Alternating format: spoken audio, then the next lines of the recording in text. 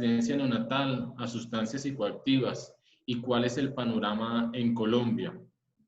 Sabemos que el síndrome de abstinencia es esa serie de síntomas que desarrolla el recién nacido luego de su exposición in útero o postnatal a sustancias generadoras de dependencia. Por esa razón, en las unidades conocemos mucho más el síndrome de abstinencia postnatal.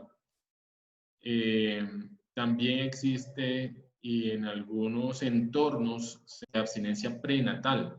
Entonces quisimos invitar hoy a la doctora Diana Marcela Pava Garzón. Ella es médica con un máster en toxicología de la Universidad Nacional de Colombia y hace parte del grupo de investigación de sustancias psicoactivas del Departamento de Toxicología de la Universidad Nacional. Y ella nos va a hablar sobre el panorama en Colombia del síndrome de abstinencia neonatal, tanto. Muchísimas gracias a ASCON Regional Cundinamarca y a todos los pediatras y neonatólogos y demás especialistas y personas afines que se contactan en la mañana del día de hoy. Para mí es un honor poder tener este espacio. Por tal motivo agradezco muchísimo que de pronto tengan en cuenta este tema del síndrome de abstinencia neonatal a sustancias psicoactivas. Cuando hablamos del tema, nosotros pensábamos usualmente en opioides, como creo que les pasa en la mayoría de sus unidades, pero también tenemos un problema muy importante de consumo en Colombia. Y es por esto que quisimos tratar este tema el día de hoy. Entonces espero sea de muchísimo agrado y que podamos revisar todo este tema también desde un punto de vista con impacto en salud pública. Bienvenidos y bienvenidas. ¿De qué vamos a hablar el día de hoy? Vamos a hablar inicialmente de algo de epidemiología, vamos a hablar de la fisiopatología del síndrome de abstinencia. Sabemos que depende de las sustancias, depende de la cinética y la dinámica y de todos los factores que intervienen. También vamos a ver cómo se está comportando y cuáles son esas manifestaciones clínicas que estamos viendo en los diferentes servicios y en las diferentes unidades de cuidado intensivo neonatal. Vamos a ver qué sustancias están asociadas. También hay que hablar de nuevas sustancias psicoactivas, drogas de síntesis que también están viendo implicadas en el contexto colombiano. Vamos a evaluar el diagnóstico, revisar algo de las escalas que estamos manejando para tratamientos y para evaluar cómo se están comportando. Y también tener un consenso sobre las diferentes opciones no farmacológicas que en este momento son muy amplias y también de las opciones farmacológicas disponibles. Evidentemente, la evidencia ha cambiado y todos los días encontramos que la relación metadona-morfina ha ido variando y que evidentemente la metadona sigue siendo un medicamento de elección. Por otra parte, me va a permitir presentarles un apartado de la tesis de maestría. También agradezco para los neonatólogos y los residentes que estuvieron acompañándome durante esos 3 años en el hospital infantil en la ciudad de Bogotá, en la sede Victoria 1 y 2, en donde realizamos un estudio con 353 recién nacidos y en los cuales evaluamos cuáles son esas alteraciones neurológicas, porque nosotros sabemos que en Colombia vamos a revisar de pronto estudios y no tenemos un estudio de una serie de casos tan importante o casos y controles tan importantes. Y también vamos a tener el acompañamiento hacia el final de la sesión de la doctora María Claire, que es médico toxicólogo clínico del Hospital General de Medellín, que nos va a hablar sobre el método Delphi y un nuevo consenso de expertos que estamos tratando de organizar y que ella está liderando desde su maestría. Entonces, bienvenidos. Epidemiológicamente, cuando hablamos de síndrome de abstinencia, cuando realizamos las diferentes búsquedas en las bases de datos indexadas o con un alto índice de nivel de indexación, nos damos cuenta que la mayoría de la información está disponible para opioides, ¿verdad? Pero cuando uno habla en el contexto colombiano, cuando habla de marihuana, cuando habla de inhalables, cuando habla de solventes, o aún más cuando hablamos al interior de las unidades de cuidado intensivo neonatal, cuando tenemos este paciente que está en pseudorelajación prolongada, que vamos a hacer disminución de esa infusión o de esa administración de medicamentos y llega a presentar este tipo de signos y síntomas derivados al opioide, nos damos cuenta de que necesitamos fortalecer las fuentes de información. A nivel mundial, en Estados Unidos se estima más o menos que un 92% de las mujeres en edad procreativa puede llegar a referir consumo de sustancias psicoactivas. Y aquí radica mucho porque nosotros nos damos cuenta que en Colombia, cuando las personas tienen un embarazo de pronto no planeado, entonces siguen con el consumo de sustancias durante ese primer trimestre y esto va a ser uno de los factores más importantes. Hay un aumento en la incidencia, un aumento muy importante a nivel mundial, contextualizado con la epidemia mundial de opioides, en la cual hablamos que entre el 2000 y 2009 pasó de 1.2 a cerca de 1000 nacimientos a 3.9 por cada 1000 nacimientos, es decir, es un incremento importante y significativo. Y es posible que el 4% de los pacientes hospitalizados en la unidad de cuidado intensivo lleguen a presentar signos asociados a síndrome de abstinencia, que como lo vamos a ver son ampliamente y muy variados. Estimamos especialmente que la cocaína y la marihuana pues son sustancias que se destacan de manera muy importante, los opioides también por lo que les comento en la revisión de la literatura, y que las tasas de incremento en el consumo pues están siendo muy evidentes. En Europa la cocaína pues es una de las sustancias más utilizadas, especialmente en el embarazo. Pero ¿qué pasa en el contexto colombiano? ¿Sí? Usualmente vamos ahorita a hacer una presentación un poco muy dinámica, voy a estar supremamente atenta a sus preguntas al final con la doctora María Claire, pero queremos como contextualizarnos realmente cuál es la evidencia que tenemos. Cuando uno va a hacer revisiones sistemáticas de literatura, se da uno cuenta que tenemos de pronto poca información cuando vamos a hablar del posible síndrome de abstinencia iatrogénico, así se encuentran algunos reportes. A mí la palabra iatrogénico casi no me gusta porque obviamente no vamos a querer hacer un daño, sino que evidentemente esos signos y síntomas van a aparecer cuando tenemos ese paciente por más de 48 horas con administración de fentanil midazolam por cualquier patología orgánica de base y que evidentemente va a llegar a presentar esas manifestaciones. Es muy poca la evidencia que tenemos, estudios sólidos, nos falta de pronto un protocolo sólido y robusto que nos hable de cuál va a ser esa disminución progresiva de la dosis, cómo lo hacemos, en dónde lo hacemos, en qué día lo hacemos, qué riesgo tenemos. Y yo sé que cada uno de ustedes en sus diferentes unidades en donde se encuentran en todo el país tratan de hacer lo mejor posible y de buscar la mejor evidencia. Aquí, evidentemente, pues esta presentación va a estar para ustedes. Creo que algunos de ustedes ya están familiarizados con esos artículos que estamos presentando. En uno de ellos me gusta mucho porque habla sobre una relación muy importante, un estudio comparativo multicéntrico entre metadona y morfina, ¿no? Que es lo que nosotros estamos viendo con las dosis acumuladas, con la bioequivalencia, con las fórmulas magistrales, con la dilución que muy amablemente hacen las enfermeras en nuestras diferentes unidades y es sobre esas presentaciones orodispersables que tenemos de manera importada. Entonces vamos a revisar este tema más adelante. Pero les voy a llamar aquí de pronto a un punto a la reflexión, y es qué pasa en Colombia, ¿sí? En las diferentes regiones donde estamos. Y aquí es donde tenemos principalmente uno de los principales paradigmas, y es que yo puedo trabajar no, sin hacer estigma ni discriminación, puedo trabajar en el norte de Bogotá, en donde realmente las tasas de las personas que me llegan no son de régimen subsidiado, sino que de pronto son de otro tipo de afiliación, y no van a tener un problema de consumo tan arraigado como si yo estoy hacia el sur de la ciudad, en un lugar fuertemente impactado por este tipo de mercados locales de drogas o por consumo muy alto debido a factores sociales. Entonces, es muy importante que durante esta presentación, como lo vamos a preguntar más adelante, ustedes tengan presente qué tipo de paciente atiendo yo en mi unidad, qué me llega más. Tengo más el paciente que está haciendo el síndrome de abstinencia derivado de la medicación que estoy formulando porque la necesita, o qué tan frecuentemente yo veo eso. Y aquí también les hago otra reflexión a los neonatólogos y pediatras que trabajan con recién nacidos, que su labor es supremamente importante y por eso debemos hacerlos muy visibles dentro del país. Yo creo que también estamos viendo unas tasas muy altas de sífilis gestacional, eso es una de las principales preguntas de investigación, porque el comportamiento ha sido diferente. Acá vemos que en Colombia los datos de consumo de sustancias de uso y abuso de sustancias psicoactivas en gestantes son muy pocos. Hace poco ustedes vieron que tuvimos el estudio, la encuesta nacional de consumo que reportó el DANE y el Ministerio de Justicia a través del Observatorio de Drogas de Colombia y el Sistema de Alertas Tempranas, y nos dimos cuenta que evidentemente la marihuana sigue siendo la sustancia más consumida en Colombia y en todo el mundo. Pero acá voy a comentarles que antes se conseguía la marihuana tradicional, ¿no? La Corinto, la Caucana, la Punto Rojo, la Sierra Nevada, todos estos nombres que conseguíamos antes. Pero ahora estamos teniendo un cannabis que se llama Creepy, o que de nombre popular Creepy o Cripa, obviamente, que tiene concentraciones mucho más altas de THC y que está llevando a tener un impacto neuropsicológico más grande y evidentemente pues un riesgo de abstinencia muy, muy fuerte. Aquí encontramos que en Colombia, lamentablemente, el síndrome de abstinencia neonatal no es un evento de notificación obligatoria, pues como sí lo son las otras entidades para los pediatras que trabajan en vigilancia en salud pública, pero nos hace falta reportar, nos hace falta conocer qué pasa en las unidades de cuidado intensivo. Y también es un llamado muy especial en la invitación a que trabajemos de manera mancomunada y podamos de pronto tener muy buenos impactos para el país. Uno de los temas más importantes que hablaba yo específicamente es lo relacionado con el trastorno del espectro alcohólico fetal. Colombia, a través de la Comisión Intersectorial para el Consumo, la Disminución del Consumo de Alcohol, tiene esta meta.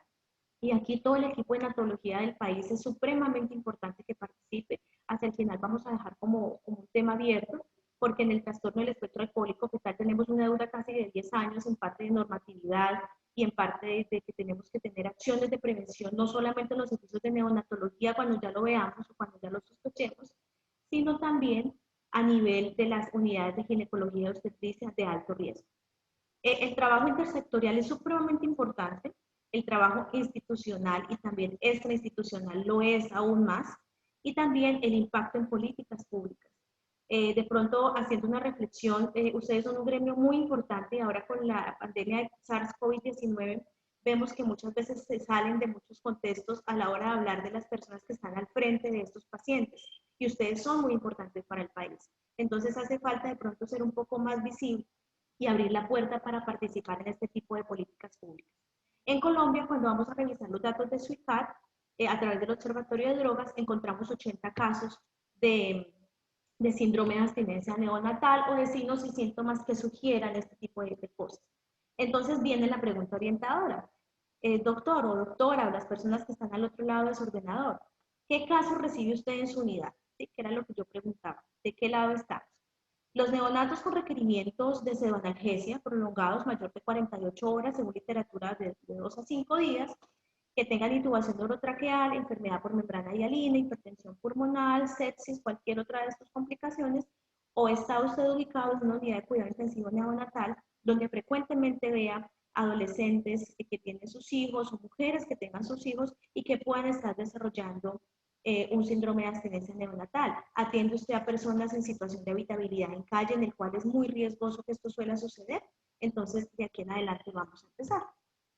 Como les comentaba, la encuesta nacional de consumo de sustancias psicoactivas realizada por el DANE del año 2019, que hace el 30 de julio fue su reporte inicial. Ahora para septiembre con el Ministerio de Salud se espera hacer una mesa de trabajo importante.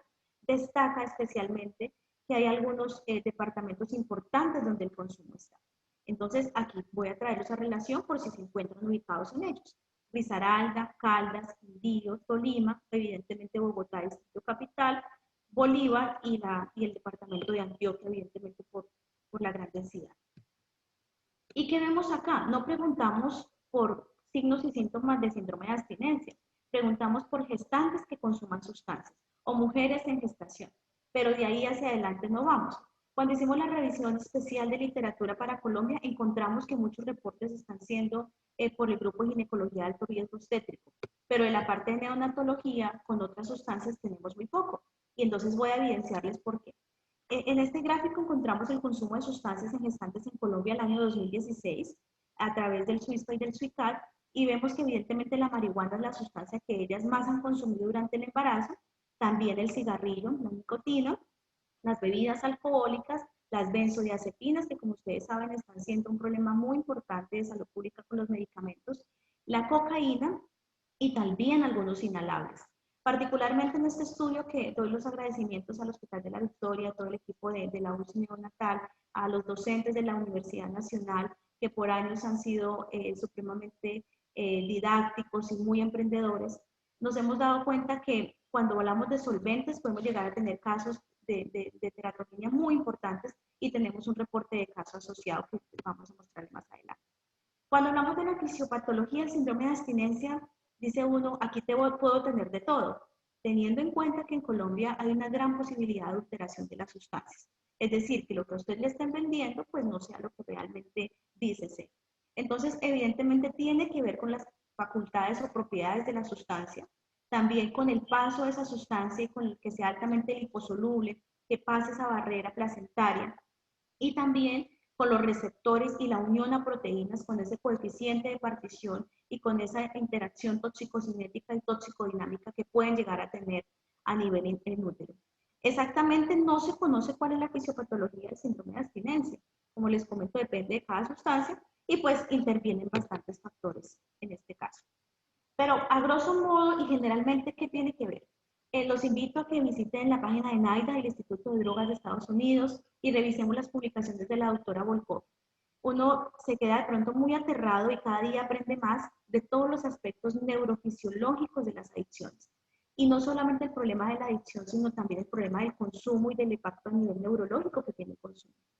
Hay una interrupción de la exposición o una disminución de la dosis. Y aquí quiero de pronto centrar la atención, porque uno piensa que la abstinencia se va a dar específicamente cuando se suprime el consumo, pero también podemos tener signos y síntomas de abstinencia cuando disminuye la frecuencia o la dosis de consumo, y eso es supremamente explicable.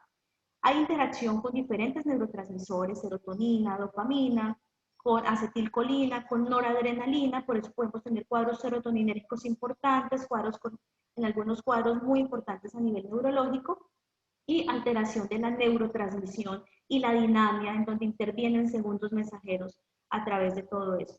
Y evidentemente lo que más nos trae ahora a colación pues es el síndrome de abstinencia opioides, que vamos a ver más adelante las manifestaciones clínicas. Pero les comento que aquí tenemos otro reto, y ese reto tiene que ver con el policonsumo, con la persona que no solamente consume sustancias psicoactivas de ilegalidad en nuestro país, sino también con el alto policonsumo y la mezcla de sustancias, a lo cual podemos adicionar las bebidas energizantes, el cigarrillo y otro tipo de sustancias de manera concomitante. Clínicamente, ¿cómo nosotros vemos ese síndrome de abstinencia? Ya sea el que vemos en la unidad por fentanil y todo lo que manejamos, o ya sea por sustancias psicoactivas.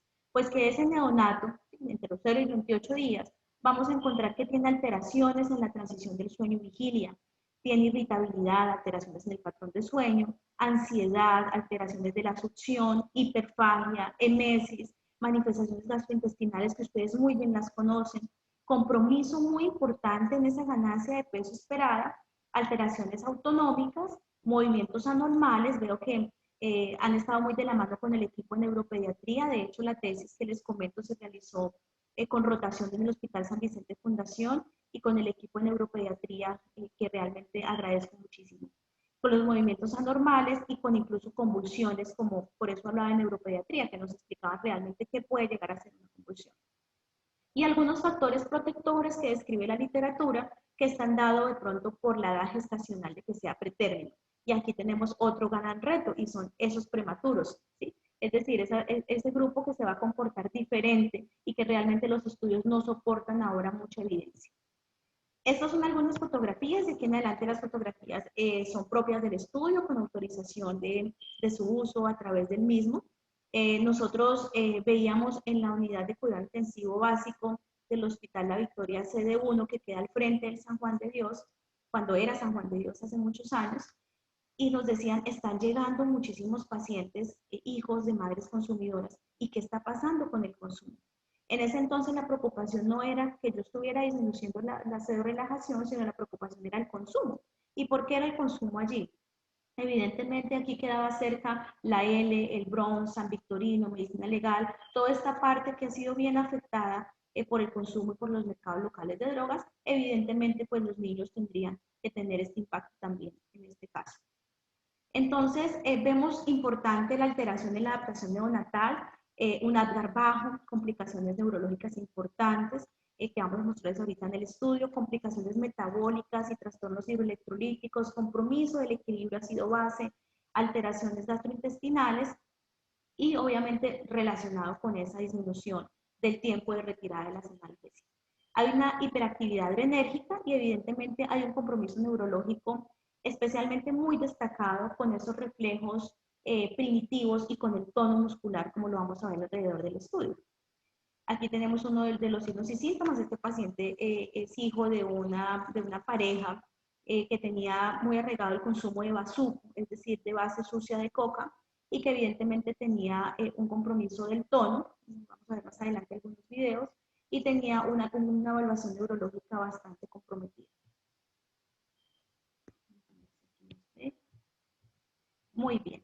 Dentro de las sustancias implicadas, como les comentaba, Colombia es un país diverso, hay muchas sustancias y también es diversa la legalidad de las mismas. El alcohol tiene un impacto muy importante a nivel orgánico y de carga de enfermedad, no solamente para los recién nacidos, sino también para la población en general y el compromiso que tiene que ver con estas enfermedades. Pero vemos que es una sustancia permitida o socialmente permitida. Pero otra pregunta viene para nosotros, de pronto no estamos mucho en consulta externa o algunos de ustedes sí lo están, pero ¿qué tan frecuente le preguntamos a la madre cuál es el consumo de bebidas alcohólicas? O solamente nos limitamos a preguntar o a poner que es un consumo social, pero no preguntamos si ese consumo social está siendo problemático, con qué frecuencia lo hace. Entonces es interesante que podamos registrar e indagar abiertamente en este control prenatal sobre el consumo de sustancias lícitas e ilícitas. También tenemos opioides, no es muy frecuente ni tan arraigado. El síndrome de abstinencia neonatal opioides lo vemos más fuerte a nivel intrahospitalario con la disminución de la seborrelajación, el cannabis con las particularidades que les comento, los inhalables y la cafeína. La cafeína sigue siendo una de las sustancias más consumidas en todo el mundo y nos pasa o les pasa a muchas personas, ¿no? No toman un café y desarrollan un cuadro muy importante de abstinencia de la cafeína. Hay dolor de cabeza, diaforesis y requieren tomar su café. Entre otros diferentes factores, hay que tener presente las constantes de disociación y los coeficientes de disociación, esa unión a proteínas y la alta liposolubilidad de estas sustancias. Las diferentes propiedades químicas, evidentemente. Cuando hablamos del mecanismo de daño a nivel del feto, evidentemente vamos a hablar de trastornos de la oxigenación, de afectación de la unidad fetoplacentaria y pues de una lesión directa que puede ser dependiendo de cada sustancia. Aquí viene algo muy interesante, por eso dejé en color violeta los opioides. Nuestro fentanilo, que sigue siendo un medicamento supremamente importante para la historia de la medicina, supremamente importante para el actuar y el diario vivir de ustedes en las diferentes unidades de cuidado intensivo, pero es importante saber el tiempo de exposición y las dosis acumuladas, ¿sí? Porque uno ya sabe que este paciente que lleva 4 o 5 días no mejora, intento disminuirle los parámetros, intento disminuirle la pseudorelajación y de una vez me va a empezar con los signos y síntomas. La marihuana o cannabis, el alcohol etílico y algunos derivados adulterados, las benzodiazepinas, la cocaína, las nuevas sustancias psicoactivas o NPS o sustancias emergentes que estamos viendo muy frecuentemente, que están ocasionando cuadros de metamoglobinemia y algunos estudios que están revelando hasta ahora cómo ha sido su efecto en salud, la nicotina, como les comentaba, y también tener muy presente que esos factores de riesgo pueden estar dados por dosis acumuladas, sobre todo en opioides, en caso de fentanil, a más de 0.48 miligramos por kilo o de midazolam de 40 miligramos por kilo. Muchos estudios de los que se han hecho la revisión de literatura refieren esta asociación cuando se va a hacer el cálculo de dosis acumulada y tienen algunos esquemas, pero no son claros si lo utilizan para recién nacido o para un paciente pediátrico. Duración de la infusión de ambos, que sea más o menos en un promedio mayor a 5.7 días, que es lo que manejamos también en Colombia. Analíticamente, esto es un pequeño resumen, porque ustedes deben saber que nosotros, pues vemos a ese paciente en la unidad, lo tuve muy de cerca cuando estuve haciendo el estudio, pero nos damos cuenta que nos guiamos por parámetros de toxicología analítica en orina, ¿verdad? Entonces uno dice, bueno, ¿a quién le compete? ¿Será al neonatólogo? ¿Será el pediatra? ¿Será el ginecólogo? ¿La trabajadora social? ¿Qué hago? ¿Será que la mamá sigue consumiendo? ¿Lactancia materna sí o no? Vienen muchísimas aristas. Entonces tenemos que darnos cuenta cómo se está manejando esto a nivel internacional y la trazabilidad de los productos. Es decir, en Reino Unido y en Europa y en España hacen seguimiento de sustancias en cuero, en cabello para la madre, ¿verdad? Para mirar el tiempo de exposición. Como ustedes conocen, el cabello tiene una velocidad de crecimiento de 1 a 2 centímetros por mes, entonces es posible hacer este estudio para revisar si la mamá ha consumido y si puede tener a su hijo o no en este contexto. Pero quiero como traerles algo muy general porque a veces incluso para la vida uno debe saber cómo puede detectar las sustancias. Tenemos pruebas de inmunoensayo y pruebas confirmatorias. Recuerden que las pruebas de inmunoensayo son altamente sensibles a que nos den no detectables o a que nos den falsos positivos y que la duración o la ventana analítica depende de la sustancia, depende de factores del individuo y también depende del ambiente. Entonces no podemos tomar decisiones muy acertadas solamente con las famosas pruebas toxicológicas. Pero a nivel general depende la detección y la ventana analítica si estoy hablando de un consumo agudo, de un consumo crónico o si estoy hablando de otro tipo de interacciones. Aquí, a grosso modo, pues trajimos un consenso que revisamos para la Secretaría de Salud de Bogotá, de cuál era esa ventana de detección en consumo agudo y crónico. Con marihuana, que es la que más destaco, estaría una ventana de detección entre 2 y 5 días. En matriz orina, de 10 a 15 días para consumos un poco más prolongados y con consumos crónicos hasta 3 o 4 semanas, porque evidentemente hay depósito en tejido graso y su cinética es diferente, con cocaína en promedio de 1 a 3 días, 48 a 72 horas, opiáceos de 1 a 3 días, dependiendo si voy a buscar trazas o no, y también revisar el tema de antidepresivos tricíclicos, que está siendo muy frecuente, entre unos 5 a 7 días, pero todo depende, también depende de la metodología que tengamos. Cada muestra es única en tiempo y lugar, eso es supremamente importante a la hora de tomar decisiones. Recuerden que también el recién nacido lo ideal es evaluar el meconio, ¿no? Pero nosotros acá en Colombia no tenemos esa metodología disponible en nuestros hospitales para poder evaluar cómo lo estamos haciendo. Y aquí tenemos que tener presente cuáles son este tipo de interacciones que pueden darse. Si es que la mamá, y les voy a contar un caso supremamente interesante que tuvimos en Bogotá, y está relacionado con una familia que estaba expuesta a inhalables o solventes y evidentemente estaba dando positivo para derivados de nitrito de amilo isobutilo que vienen en los solventes. Y no era porque la mamá consumiera, sino porque había una exposición ocupacional en una fábrica de zapatos y otro tipo de contactos. Acá tenemos muy interesante ver las muestras biológicas y no biológicas a la hora de revisar estos temas de screening y tamizaje, y también que nosotros debemos registrar en nuestras historias clínicas cuál es la metodología disponible. Colombia ha tenido grandes avances, a mí me complace mucho, ya casi vamos a presentar a la doctora María Claire, me complace mucho no solamente estar con ustedes hoy, sino que por lo menos se haga un llamado, hagamos un llamado a los residentes, a los fellows, a las personas que están haciendo estudios de investigación en síndrome de abstinencia neonatal y en trastorno del espectro alcohólico fetal, porque nuestro país tiene grandes avances. Uno de los principales avances es que tenemos en la guía de emergencias toxicológicas que se hizo con OPS y OMS para el 2017, que es un documento que reúne la información y orientaciones para el abordaje del paciente intoxicado, elaborado con los toxicólogos de las diferentes escuelas del país para unificar conceptos, porque veíamos que como hay diferentes escuelas, pues evidentemente las conductas cambian, pero la idea era tener un documento que pudiera reunir ese consenso. En este documento ustedes van a encontrar esta tabla, que me parece supremamente importante, resumida. Este capítulo tuve el agrado de redactarlo y escribirlo con la doctora María Claire y el profesor Ubier Gómez, que son grandes maestros, y realmente nos damos cuenta que el tiempo de detección de la sustancia es diferente, que los efectos son diferentes y que el tiempo de aparición, pues evidentemente también va a cambiar.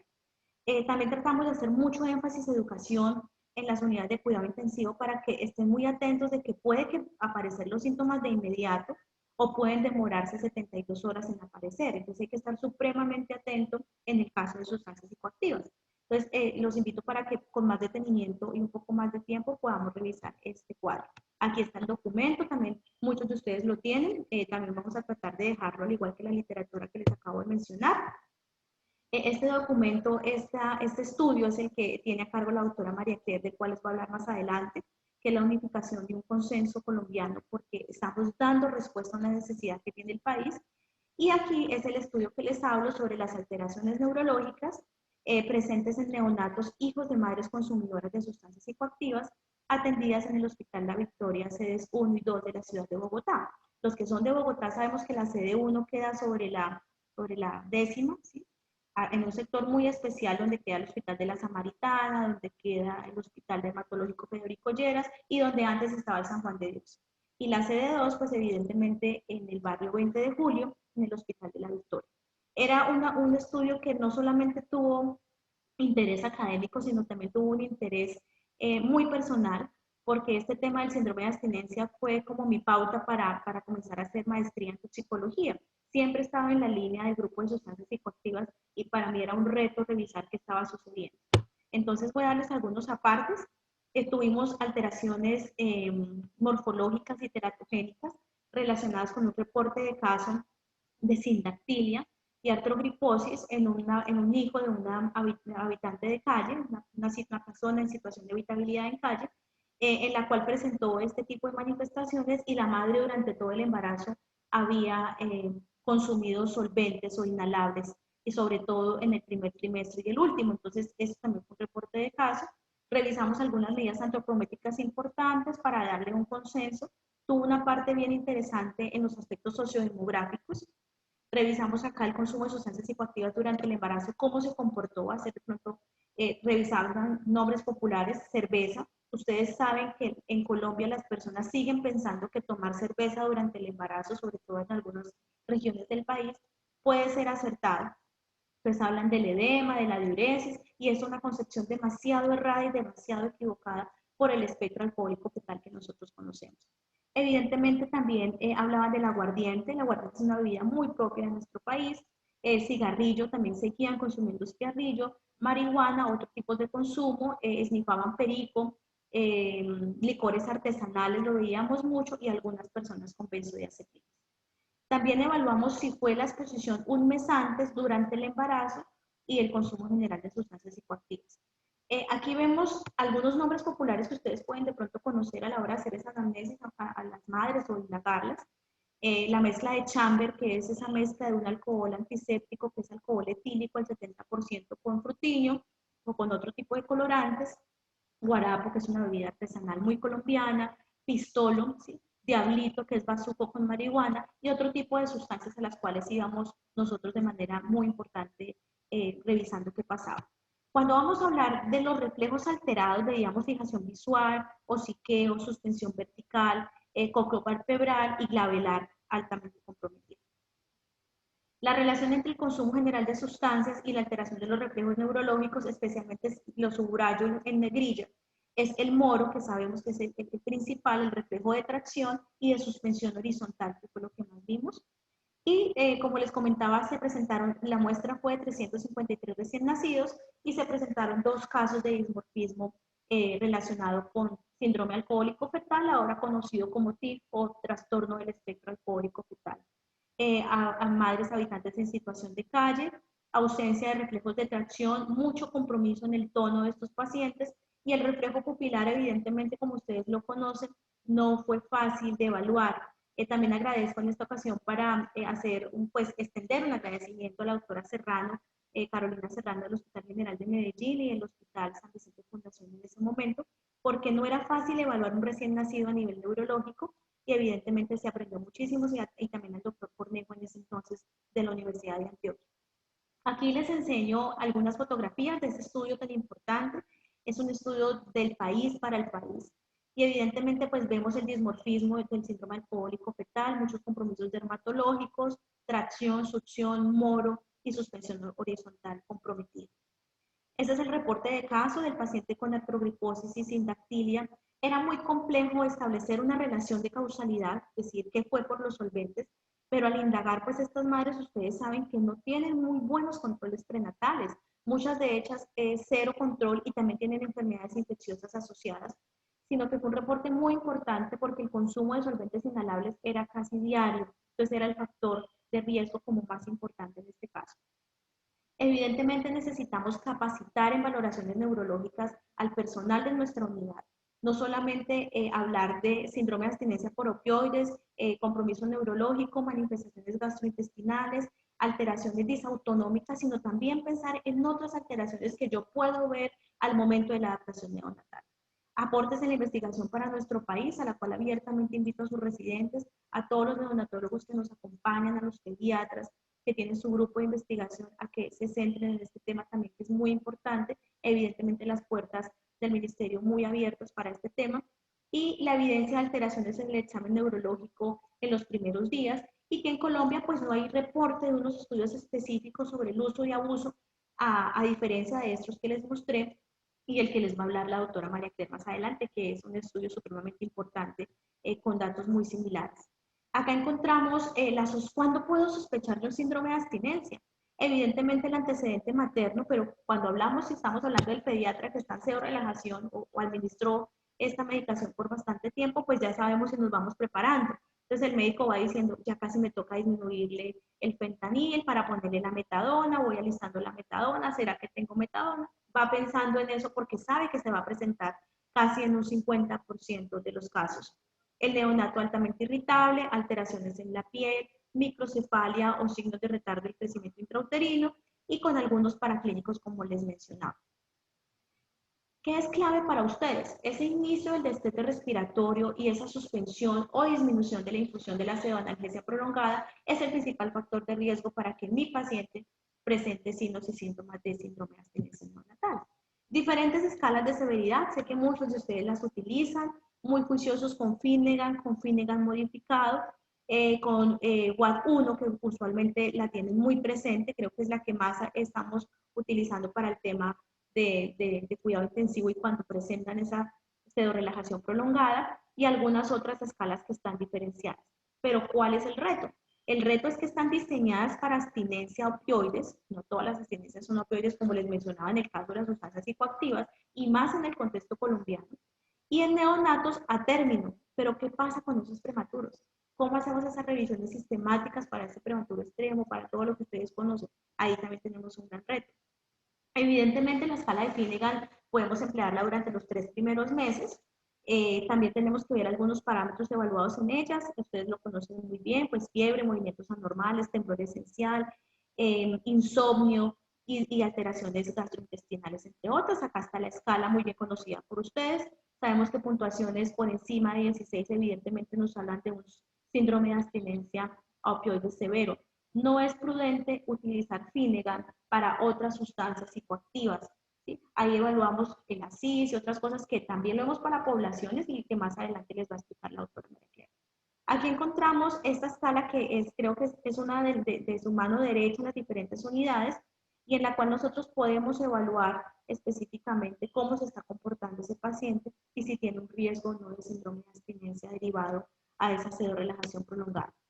Lo que más se encuentra en esta escala y la mayoría de estudios es en esa asociación de fentanil y midazolam. El tratamiento, lo más importante evidentemente es prevenirlo, diagnosticarlo y tratarlo bien. Vamos a hablar ahora más adelante de algunas estrategias no farmacológicas que evidentemente es brindar comodidad, un ambiente agradable, tranquilo, evitar la luz extrema, que sea cómodo, pañales confortables, fórmulas hipercalóricas, posición antirreflujo y la gran duda de la lactancia. ¿Será que le suspendo o no le suspendo la lactancia? ¿Qué hago con esa mamá? ¿Será que sigue consumiendo? Entonces es un tema supremamente target, es un tema que en evidencia está claro por algunas aristas. Muchos de la literatura reportan que si la mamá tiene un síndrome de inmunodeficiencia adquirida o VIH, pues esté suspendido, otros dicen que no, pero la idea es ver cómo se está comportando este paciente, si la mamá está con adecuado tratamiento y si la mamá está recibiendo algún tipo de opioide. Aquí encontramos otra particularidad y son esos coeficientes de afinidad o el CAI de este tipo de medicamentos entre casos opioides, porque entre mayor afinidad pues va a haber un poco más de éxito. Entonces encontramos la diferencia que hay, evidentemente el fentanil es mucho más fuerte en este caso que la morfina. Vamos a encontrar acá las estrategias farmacológicas, la metadona, que la subrayo porque es nuestra elección, debería ser nuestra elección siempre. No es prudente utilizar ni combinar metadona, morfina. He hecho contacto con algunos pediatras del país, sur del país, y encontramos, no tengo metadona, le voy a poner morfina. Ya llegó la metadona, le voy a poner la metadona. Entonces, esa mezcla hace que tengamos más interacción y podamos potencializar un riesgo de presión neurológica y evidentemente estamos incurriendo toxicológicamente, no se debe realizar. La metadona, la dosis que ustedes la manejan, 0.05 miligramos por kilo hasta 0.2 miligramos por kilo cada 6 horas, iniciando con esa disminución progresiva del 25% de la dosis del opioide que reciba. La morfina, también está aquí la dosis recomendada según severidad y según seguimiento de escala arterial. Hay algunas dudas, nosotros sabemos, incluso en la guía está el uso de clonidina, perdió evidencia relacionada con el manejo de opioides hace bastante rato como alfa enérgico, y fenobarbital con esa acción gabamimética con un riesgo neurológico y con las dosis de 6 miligramos por kilo día. Pero inicialmente con lo que más nos vamos es con metadona, morfina, si tienen, es lo ideal la metadona según los estudios que le comento. Pero ¿qué pasa con ese pediatra que está en la unidad y dice no tengo metadona? Es que el químico me dijo que no hay. ¿Qué metadona tenemos? Entonces, para mí es importante hacer este pequeño paréntesis para que sepamos por qué la metadona es así. Realmente encontramos que se tiene que buscar por los fondos rotatorios de estupefacientes y a través del Fondo Nacional de Estupefacientes. Muchos de nosotros decimos, no, pero es que eso no me toca a mí, ¿sí? Le toca al químico, pero usted como médico y como jefe de su unidad necesita trabajar con todas las herramientas disponibles para brindarle lo mejor a sus pacientes. Entonces muchas veces vemos que delegamos esto al hospital o esperamos que la jefe haga, pero es súper importante apoderarnos de qué pasa con la metadona. Tengo bastante cercanía con el Fondo Nacional de Estupefacientes. Recuerden que tenemos metadona en presentaciones de 10 y de 40 miligramos y que la presentación de 40 es oro dispersable. ¿Por qué decimos que es oro dispersable? Porque encontrábamos en las terapias de rehabilitación en comunidad y en los programas de mantenimiento de metadona que los pacientes cogían la metadona y la guardaban en la boca y luego la vendían, ¿sí? Entonces, por eso se creó esta presentación de metadona oro dispersable, que al contacto con el agua obviamente ya va a tener una dilución. Y vamos a encontrar el gran reto, muchos de los neonatólogos que están en este momento conectados y que hemos visto a lo largo del país, que se han formado fuera del país haciendo su especialidad. Sabemos que las oportunidades aquí no son muchas, pero nos damos cuenta de la diferencia en tratamientos y de la disponibilidad de opciones. Muchos de ellos han manejado metadona en suspensión en jarabe, entonces esto también es una herramienta ideal y uno se va a hacer estudios comparativos y nos vamos a dar cuenta de que realmente tiene gran impacto. Las soluciones magistrales, no es que yo en el hospital tengo un químico que me hace la solución magistral de metadona, pero aquí tenemos que ver la duración versus estabilidad. Hay una casa comercial que maneja muy bien a nivel internacional las fórmulas magistrales, pero hay que tener en cuenta la relación costo, estabilidad y duración. Y evidentemente tener presente el tema de las equivalencias. Quiero invitarlos a que también cuando tengan un espacio más adelante puedan revisar este artículo, me pareció maravilloso. Este estuvo incluido por una revisión que hicimos para el Ministerio de Salud, que son los estudios fármacoepidemiológicos. Cómo yo veo las bioequivalencias de morfina, metadona, fentanil, cómo realmente puedo hablar de una dosis equivalente de morfina oral, que se utiliza cada vez como una métrica para representar el uso de opioides, cómo puedo yo tener una tabla de conversión de esas dosis de morfina oral o dosis equivalentes de morfina oral y cómo puedo llegar a desarrollar factores de conversión. Este artículo, igual la referencia está abajo con el de hoy, para que la puedan consultar. Me gustó mucho porque fue la información que reúne datos de Reino Unido, de Europa, de Canadá, de Estados Unidos y Latinoamérica y hace un consenso muy importante de esas dosis.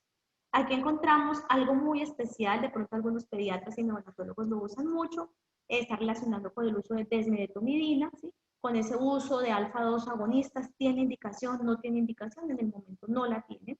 Y recuerden que evidentemente ese riesgo de bradicardia está supremamente latente, disminuye la hiperactividad adrenérgica, tiene otras indicaciones INVIMA, pero lamentablemente para este tema de síndrome de abstinencia no está incluida y tampoco hay indicaciones para los UNIS. Voy a hacer un paréntesis porque, como estoy hablando del Fondo Nacional de Estupefacientes, a algunos de los contactos y personas allegadas, traté de enviarles esta información que está relacionada con la disponibilidad de hidrato de coral. El Fondo Nacional de Estupefacientes, que hace parte y está adscrito al Ministerio de Salud y Protección Social, está trabajando arduamente en este tema de las necesidades. Y también estamos trabajando como una noticia preliminar en el tema de la metadona líquida. Ahora estamos todos modo COVID, yo entiendo que ustedes también lo están, pero este es uno de los proyectos más importantes porque a futuro sería de gran utilidad para todos nosotros. Esto es como un paréntesis de lo que se hace en el fondo y la disponibilidad de este medicamento que volvió y sabemos su efectividad y su seguridad. Importante ya para finalizar y darle la palabra a la doctora María Claire, es esa asesoría preconcepcional en las mujeres que consumen. Hay diferentes programas a nivel de Colombia que tienen esa interacción de decirle a la mamá qué es lo que está pasando, toxicólogo, pediatra, neonatólogo que va a recibir ese recién nacido, que estemos todos atentos, salud mental, trabajo social, un equipo disciplinar, bancos de leche materna, todo el tiempo muy pendientes de esa respuesta que necesita esa persona. Porque vemos a la madre que tiene consumo como de pronto, como una manera desacertada, evidentemente, que pone en riesgo la salud y la vida de su hijo, pero no la estamos viendo como una persona que tiene derechos y una persona que de pronto en cierta medida está siendo víctima de mucho estigma y autoestigma en ese contexto y eso es lo que queremos eliminar en barreras. Evidentemente ese seguimiento interdisciplinario, que como les comento debe incluir bastantes especialidades, y los neonatos con requerimiento de sedoanalgesia que ustedes ya conocen, enfermedad membrana hialina, hipertensión pulmonar. ¿Cuáles son los retos? No se han encontrado grandes diferencias entre los resultados de los trabajos con descenso rápido a los que utilizan pausas más lentas de 5 a 10 días. Entonces, cada médico de pronto se ve muy identificado y dice, no, yo le voy bajando, voy evaluando, voy mirando, y cada paciente es muy individual y tiene sus características propias. No existe ningún protocolo de descenso gradual que haya conseguido eliminar la aparición de síndrome de abstinencia. Y es muy necesario crear un protocolo de descenso de pseudoanalgesia en niños y que sea aceptado universalmente. Recomendaciones: mucha precaución con la prescripción de opioides, dudas en relación a los efectos para el neonato, mejorar las políticas públicas. Vuelvo y hago el mensaje muy importante para que las personas que quieran ampliar la investigación en trastorno del espectro alcohólico fetal y síndrome de abstinencia neonatal puedan ingresar a nuestro equipo del ministerio para revisar el tema. Los fenómenos de tolerancia y abstinencia también son bastante importantes. Y la mesa técnica del trastorno del espectro alcohol fetal, que está en la Comisión Intersectorial de Alcohol. Y aquí ya viene el paso de la doctora María Claire, que viene para Colombia. ¿Cómo está Colombia? ¿Qué necesita Colombia? El consenso de expertos que está próximo a publicar, las diferentes alternativas farmacológicas y no farmacológicas que tienen en este contexto.